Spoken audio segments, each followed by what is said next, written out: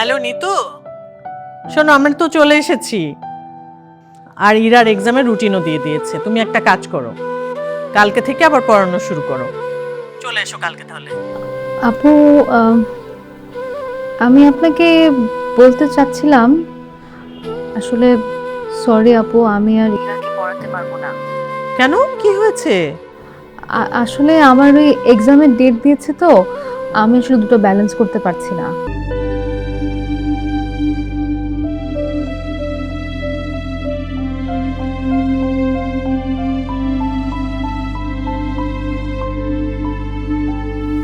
নিতু, এই নিতু, এই যে পিয়ন একটা চিঠি দিয়ে গেলো, ধর। টেবিলে রেখে যাও, দেখতেছি। আরে ইম্পর্টেন্ট কিছু হতে পারে, খুলে দেখ না। টেবিলে রেখে যাও না, একটা ইম্পর্টেন্ট কাজ করতেছি, পরে দেখতেছি। কি এমন জরুরি কাজ করতেছিস তুই যে একটা চিঠি খুলে পড়ার তোর সময় নাই? তুমি কি আর কিছু বলবা? আমি একটা কাজ করছি, টেবিলে রেখে যাও, পরে দেখছি, বললাম না? এত মেজাজ দেখাস কেন তুই? সব সময় মেজাজ এত চড়া থাকে কেন? নে ধর তোর চিঠি। বললাম টেবিলে রেখে যেতে। তো মোহাম্মদ আরিফ রেজা। নিতু এসেছো? আসসালামু আলাইকুম আপু। ওয়ালাইকুম ভালো সালাম। আছেন? ইরা কি উপরে? তুমি এতক্ষণে এসেছো, আর একটু পরে আসলে তো আমাদেরকে পেতেই না, বের হয়ে যাচ্ছিলাম। আপনারা কি কোথাও যাচ্ছেন? আমার বাবার বাড়ি। হঠাৎ কোনো সমস্যা আপু? কেউ কেউ অসুস্থ? না না, কেউ অসুস্থ না।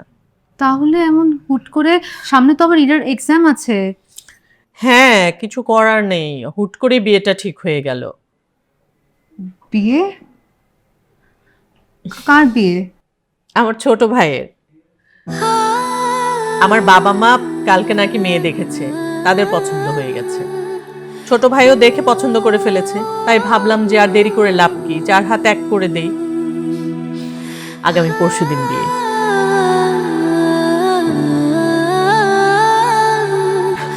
হ্যাঁ নিতু, কি তুমি কি ইরার পরীক্ষা নিয়ে টেনশন করছো?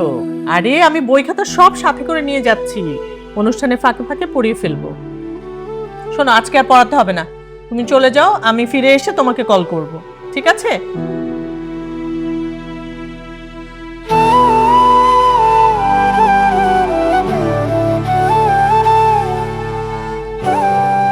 তোমার ভালোবাসার অভিনয় এত সাবলীল ছিল যে আমি বিষকে অমৃত ভেবে গিলে খেলাম।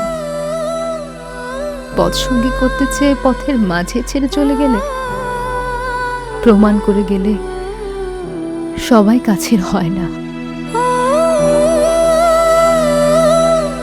কেউ কেউ কাঁচের হয়, ছুঁয়ে দিলেই রক্তক্ষরণ।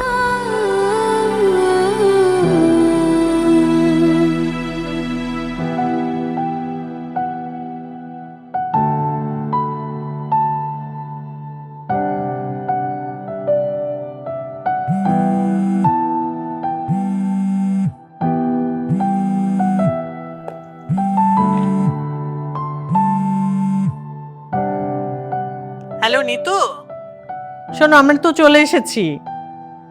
আর ইরার এক্সামের রুটিনও দিয়ে দিয়েছে। তুমি একটা কাজ করো, কালকে থেকে আবার পড়ানো শুরু করো।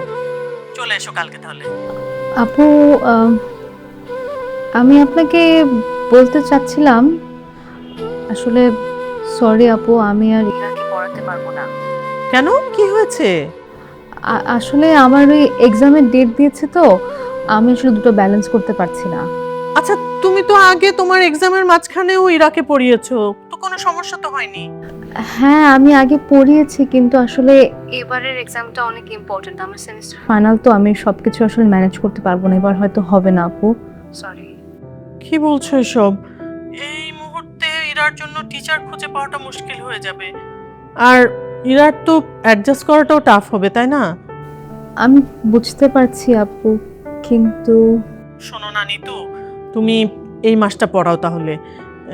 এই এক্সামের মান্থটা পড়াও, তারপর আর পড়িও না, পরে আমি অন্য টিচার দেখব। প্লিজ একটু ম্যানেজ করো, হ্যাঁ প্লিজ প্লিজ। আচ্ছা আপু, আমি দেখছি।